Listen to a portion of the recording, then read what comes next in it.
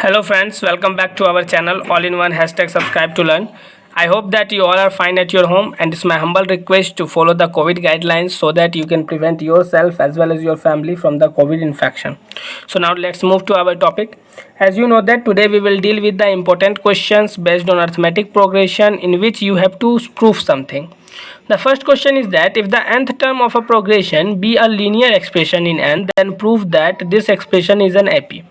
यानी क्या कह रहा है कि अगर किसी प्रोग्रेशन का nth टर्म लीनियर एक्सप्रेशन में हो, लीनियर एक्सप्रेशन से यहाँ मतलब है वही जैसे हम लोग लीनियर पॉलिनोमियल पढ़े थे, यानी जिसमें क्या हो कि वेरिएबल्स का पावर लीनियर हो, लीनियर मतलब क्या 1 हो, ठीक ना। तो उस प्रोग्रेशन अगर लीनियर एक्सप्रेशन में है तो उसका जो प्रोग्रेशन होगा वो AP फॉर्म करेगा। तो देखिए हम लोग इसमें सॉल्व करते हैं। सबसे पहले हम लोग क्या करेंगे, तो nth टर्म को मान लेते हैं कि उसका किस तरीके से वो प्रोग्रेशन आ रहा है। तो हमने मान लिया कि nth टर्म किसी प्रोग्रेशन का इस तरीके से आ रहा है, Tn equal to an plus b. आप देख रहे हैं कि a और b दोनों कांस्टेंट वैल्यूज़ हैं और जो n वेरिएबल है वो n में कोई भी पावर जो है वो 1 है, यानी क्या लीनियर पावर में है, ठीक है।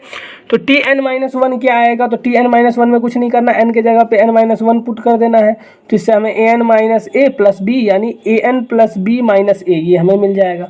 अब देखिए अब इसमें d फाइंड आउट करने की कोशिश करते हैं, यानी Tn-1 क्योंकि जस्ट पहले वाले को सब्ट्रैक्ट करते हैं। तो Tn क्योंकि पहले है तो Tn से जस्ट पहले वाला Tn-1 होगा और उससे पहले वाला Tn-2 होगा, उसका भी हमने आगे सॉल्व किया। तो क्या किए, तो an प्लस बी जो कि Tn का वैल्यू है और माइनस कर दिया क्या Tn-1 का वैल्यू जो कि an प्लस बी माइनस ए है। तो सब कैंसिल होने के बाद हमें यहाँ a मिल रहा है जो कि एक कांस्टेंट वैल्यू है। फिर हम Tn-2 का भी वैल्यू निकालते हैं, इसको भी हमने चेक किया। तो ये क्या हो गया, n के जगह जब n-2 लिया तो हमें यहाँ वैल्यू मिल गया an plus B minus 2a। जब हम Tn-1 में से Tn-2 टर्म को माइनस करते हैं तो हमें यहाँ क्या मिल रहा है, यहाँ भी एक कॉन्स्टेंट वैल्यू a मिल रहा है। तो जब दोनों जगह कांस्टेंट वैल्यू मिल रहा है इसका मतलब ये प्रोग्रेशन जो है वो AP है, क्योंकि आप जानते हैं कि कॉमन डिफरेंस जो है वो सारे में इक्वल होता है। तो इस तरीके से हमने प्रूफ किया कि ये क्या है, एक AP है। वेरी वेरी इंपॉर्टेंट क्वेश्चन तो ये उतना नहीं है क्योंकि ये ज़्यादातर पूछा नहीं जाता, बट क्योंकि प्रूफ से रिलेटेड है तो आपको इसको अपने माइंड में रखना है। सबसे ज़्यादा इंपॉर्टेंट क्वेश्चन अब जो हम लोग डिस्कस करने जा रहे हैं, इस 5 क्वेश्चन हम लोग डिस्कस करेंगे। आज के वीडियो में 3 क्वेश्चन डिस्कस करेंगे और नेक्स्ट वीडियो में 2 क्वेश्चन डिस्कस करेंगे। तो उसमें से अब जो नेक्स्ट 4 क्वेश्चन है वो वेरी वेरी इंपॉर्टेंट क्वेश्चन है, इसको आप मार्क कर लीजिए। जो स्टेप समझ में नहीं आए वो आप कमेंट बॉक्स में करके पूछिए, और अगर समझ में आ रहा है तो काफ़ी अच्छा है, और अगर कहीं भी कन्फ्यूजन लगे तो आप पूछिए जरूर। देखिए सेकेंड नंबर क्वेश्चन क्या कहता है, in a given AP pth term is Q and qth term is P। यानी क्या कह रहा है, एक AP गिवन है जिसका P टर्म जो है वो Q है और इसका Q टर्म जो है वो P है। Then show that nth term is P plus Q minus n, और हमको nth टर्म क्या शो करना है, P plus Q minus n। तो सबसे पहले हमने क्या कर लिया कि A को फर्स्ट टर्म मान लिया और D को कॉमन डिफरेंस मान लिया किसी AP का। तो उससे हमने TP फाइंड किया, TP क्या हो गया, T का pth टर्म। तो क्या हो गया, A plus P minus 1 into D, यानी कि n के जगह पे हम डायरेक्ट P पुट कर रहे हैं। तो हमें क्या मिल गया, तो और क्योंकि TP Q के इक्वल है, क्योंकि कह रहा है कि pth टर्म जो है वो Q है, तो Q is equal to A plus P minus 1 into d.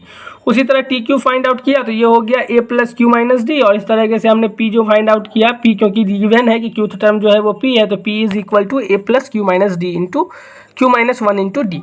अब हम लोग क्या कर रहे हैं, TQ टर्म को TP टर्म से सब्ट्रैक्ट कर रहे हैं। TP टर्म यानी ये वाला जो है Q इक्वल टू वाला, तो हम लोग क्या किया, TP को TQ से सब्ट्रैक्ट, TP से TQ को सब्ट्रैक्ट किया, यानी A plus P minus 1 into D में से सब्ट्रैक्ट कर दिया A plus Q minus 1 into d.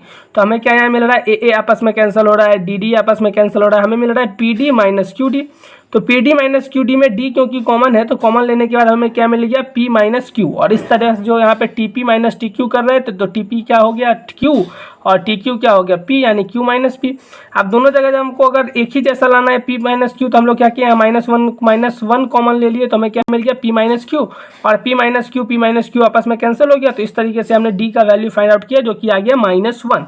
अब यही D के वैल्यू को हम लोग किसी भी इक्वेशन में पुट करके हम A का वैल्यू फाइंड आउट कर सकते हैं। अभी हम लोग Q के टर्म निकालने के लिए यहाँ कर रहे हैं, Q is equal to A plus P minus 1 into d, d के जगह पे हमने -1 पुट कर दिया। तो इससे हमें A का वैल्यू मिल गया जो कि मिल गया P प्लस Q माइनस 1। इसमें कोई दिक्कत नहीं होगा क्योंकि सिंपल इक्वेशन है, आप इजीली सॉल्व कर सकते हैं। तो हमें यहाँ से डी का भी वैल्यू मिल गया और पी का भी वैल्यू, सॉरी ए का भी वैल्यू मिल गया। अब हम nth टर्म आसानी से निकाल सकते हैं। अब देखिए nth टर्म निकालने के लिए फॉर्मूला आप लोग को पता ही है, हम लोग पहले से ही डिस्कस करते आ रहे हैं, a plus n minus one into D.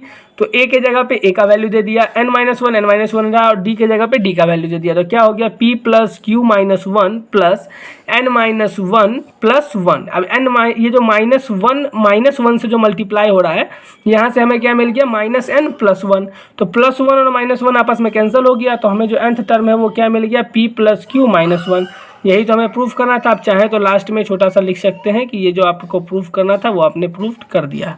ठीक है, आप ऐसे करके प्रूफ लिख सकते हैं। चलिए, अब ये जो एक और क्वेश्चन डिस्कस करने जा रहे हैं, ये भी बहुत बहुत इंपॉर्टेंट क्वेश्चन है, वेरी वेरी इंपॉर्टेंट क्वेश्चन है। ये सब क्वेश्चन बोर्ड के लिए आप एकदम टिक मार्क कर लो, अच्छे से तैयारी करो इसका। देखिए नेक्स्ट क्या करा, if m times of mth term of n AP is equal to nth times the n term and m is not equal to n, so that m plus nth term is 0। देखिए तो question क्या कह रहा है, question कह रहा है कि अगर किसी AP के mth टर्म का m टाइम्स करें तो वो इक्वल हो जाता है उसी AP के nth times of nth term के, यानी उसके nth टर्म का अगर n टाइम्स कर दे और mth टर्म का m टाइम्स कर दे तो वो दोनों आपस में इक्वल हो जाएगा। लेकिन वहाँ m और n का वैल्यू सेम नहीं है, तो हमें ये शो करना है कि m प्लस nth टर्म जो है वो 0 होगा। ठीक है, तो चलिए सबसे पहला काम तो ऐसा जो भी प्रूफ हो उसमें आप सबसे पहले मान लिया कीजिए कि फर्स्ट टर्म जो है वो a है और कॉमन डिफरेंस d है। उसके बाद जो क्वेश्चन कह रहा है उसके हिसाब से mth टर्म फाइंड आउट कर लीजिए, तो क्या हो गया, a plus m minus one into d. उसी तरह nth टर्म फाइंड आउट कर लीजिए, तो वो हो गया a plus n minus one into d.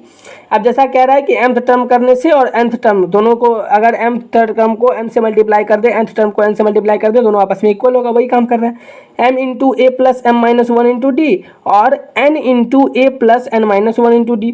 जब मल्टीप्लाई कर लिया तो एम ए और m से यहाँ मल्टीप्लाई हो जाएगा कौन सा, m minus one into d.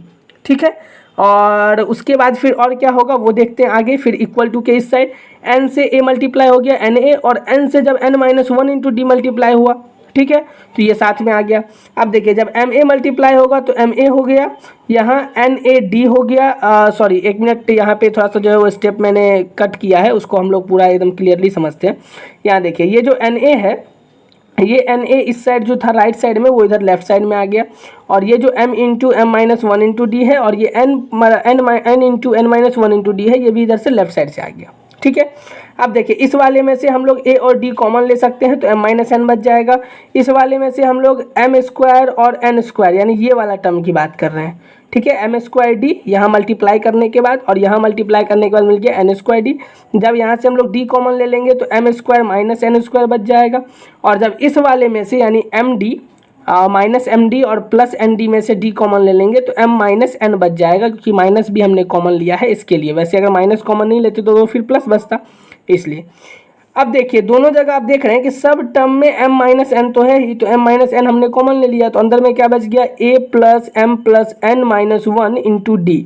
ये d जो है वो सबके साथ में मल्टीप्लाइड है, और इसलिए आपको यहाँ पे क्या मिल गया, mth टर्म मिल गया। एक चीज़ यहाँ पे है कि ये जो ब्रैकेट है ये बाहर होना चाहिए फ्रेंड्स। ठीक है, तो d जो है वो सिर्फ m plus n minus one से मल्टीप्लाइड है। ओके, चलिए तो यहाँ पे m minus one into m t m plus n आ रहा है, क्योंकि m प्लस एन टर्म क्या होता, m प्लस एन टर्म यही तो होता है, a plus m plus n, जो कि n की जगह पे यहाँ पे है, और माइनस वन और इंटू डी, और सिर्फ इससे d मल्टीप्लाई होता।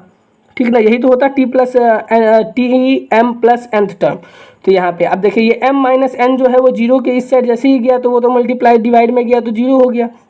तो यहाँ पे और क्योंकि ये दोनों आपस में इक्वल नहीं है तो ये जीरो के इक्वल हो नहीं सकता, तो जीरो के इक्वल कौन सा होगा, यही होगा t m plus nth term. तो यानी mth प्लस nth टर्म जो है वो यहाँ जीरो हो गया। यहाँ पे हमने कौन सा रूल लगाया, तो देखिए m माइनस एन और t m plus nth term दोनों मिल करके जीरो, दोनों का मल्टीप्लिकेशन जीरो हो रहा था, और m माइनस एन जीरो नहीं हो सकता क्योंकि m is equal to n है। तो अगर वो m is not equal to n है, अगर m अगर n के इक्वल नहीं है तो दोनों का सब्ट्रैक्शन तो जीरो हो नहीं सकता, तो इसका मतलब ये वाला टर्म ही जीरो होगा। तो जो हमें प्रूफ करना था वो हमने जीरो प्रूफ कर दिया।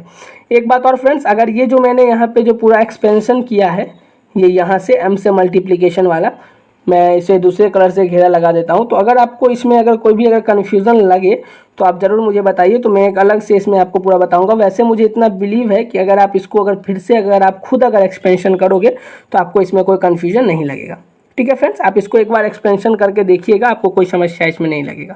ठीक है फ्रेंड्स, तो thank you so much. Now we will meet in the next video and then we will deal with another 2 questions which is based on the same type of problem. Okay, so thank you so much, and I want to share one thing more, that please join our Telegram channel so that you will able to get the all the notifications, all the notes, as well as the link of the video, and also share my channel to your friends so that they will also able to understand the questions based on the board examination, as well as for the knowledge and for his good marks you can say, and as well as knowledge also. Okay friends, मैंने आपसे यही कहा है कि आप Telegram channel को भी join कर लीजिए और साथ में आप अपने फ्रेंड्स के पास भी इसको शेयर कीजिए इस चैनल को, ताकि वो भी अपने स्टडी को और ज़्यादा अच्छा कर सकें, एग्जामिनेशन के पॉइंट ऑफ व्यू से भी और नॉलेज पॉइंट ऑफ व्यू से भी।